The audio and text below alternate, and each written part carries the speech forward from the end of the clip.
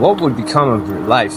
Every dream you had was backed by a clear goal. And how much closer would you be to success if that was the roadmap? Dreams are powerful, but without clear goals and intentional action, they remain abstract and fleeting.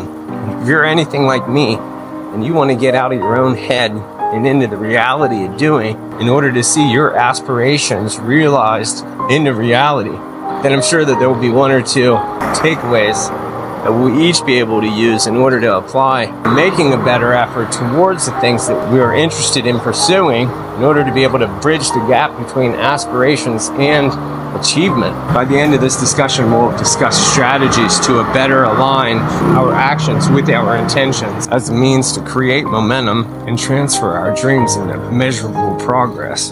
Because what's dreaming without doing? And in order to see it into reality, it starts with one purposeful step at a time. Dreams without goals are like ships without sails, drifting aimlessly no matter how much wind blows. Because wild dreams are important, they're incomplete. They do inspire our creativity, our ambition, and they help to shape our vision of the future.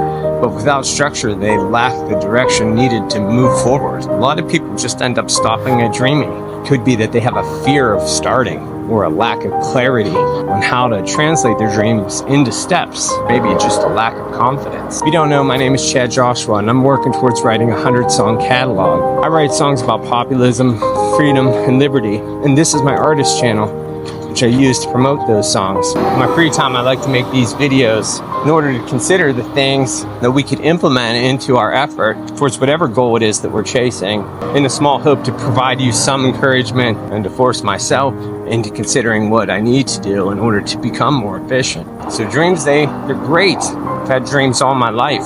They're not enough. They need to be paired with goals and action to have any real impact. Dreams are like spark. They are bright and exciting, but they require fuel and focus in order to ignite a flame. As I mentioned before, I am a songwriter, and for my entire life, I've had a dream and ambition to have my own recording studio and be positioned such financially that I could spend the time locked away writing my songs and improve my skills with production and mixing my records. And for the most part, I've achieved that, but it didn't come free. I had to take action. I had to take steps that were often uncomfortable, but eventually led me to this moment where I'm able to do exactly that. My next dream is trying to build an audience for those songs and to grow as wide a reach as I can. And so just like before, I've broken that down into actionable pieces. I'm currently in the process of taking steps towards that on a daily basis. So what is it that you're doing? What's a dream that you would like to set out for? If only you could reframe it as a goal and break it into actionable steps. And if it is that you've already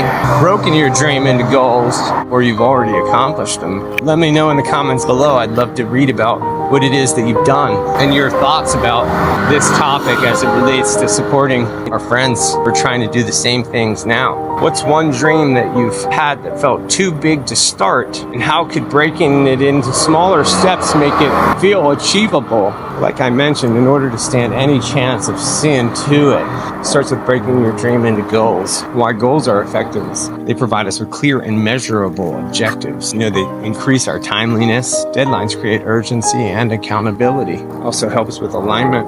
Our goals should align with our values. To do this, we have to break big dreams down into manageable steps. And to do that, you have to identify milestones so that you're able to track your progress. And you'll need to be able to stay flexible, but committed to your purpose. Goals are a bridge between dreaming and achieving.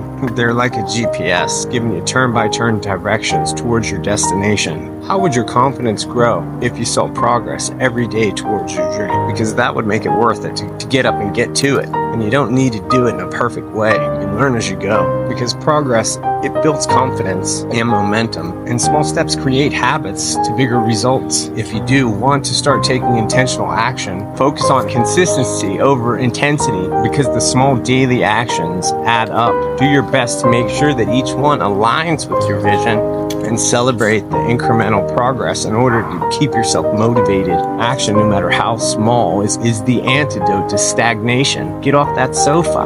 Let's get to it. Intentional action is like building a staircase. One step leads to another. You climb one at a time. Each takes you higher and higher. in your effort to summit the mountainous obstacle that you have created yourself. To do all of this, you have to start actively turning excuses into opportunities. When you stop wishing for success and start working towards it intentionally, you shift. You are immediately being successful.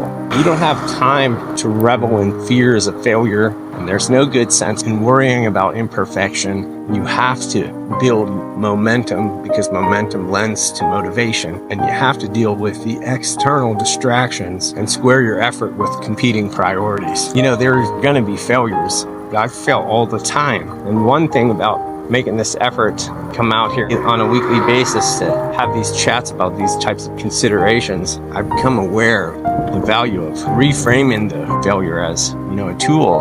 It answers a question. Is this the right approach?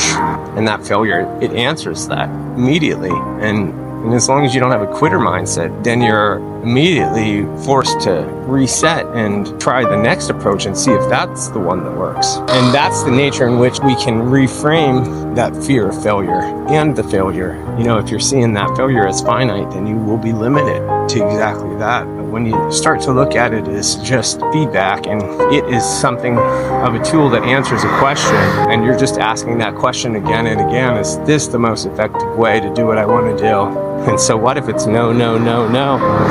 Eventually you're going to come to some solutions that aren't exactly no, and sometimes they're yes, yes, yes, yes. But if you stopped at the first one, then you're never going to find the solution that the job calls for. It's sort of like having a tool chest there, and you're going through each wrench trying to see which one will loosen the bolt, and you just want to quit because the first wrench you pulled out wasn't the precise fit. One part of all of this is really focusing in on the why. As I mentioned before, for me, my why is I've always felt compelled to create. And so all of my effort and all of my energy is to see that into reality. Whatever it is that you have to create, you have to assess your own why. And then that will help be sort of your North Star in the process. Doing anything extracurricular going to always be challenging, but you can do it if you get to the go. If you break it into small, manageable pieces and start taking action in an effective way, then you are making progress towards your goal. And you don't know what doors and opportunities will be opened for you in just doing any of that. So there's a value in all of it. And it helps to define yourself in such a way where you are a doer. You're a person of action. Because dreams don't realize themselves. Keep your head up. I'm going to keep my head up. And if you haven't had a chance to hear my new song, you can listen to it here. And we'll talk again soon.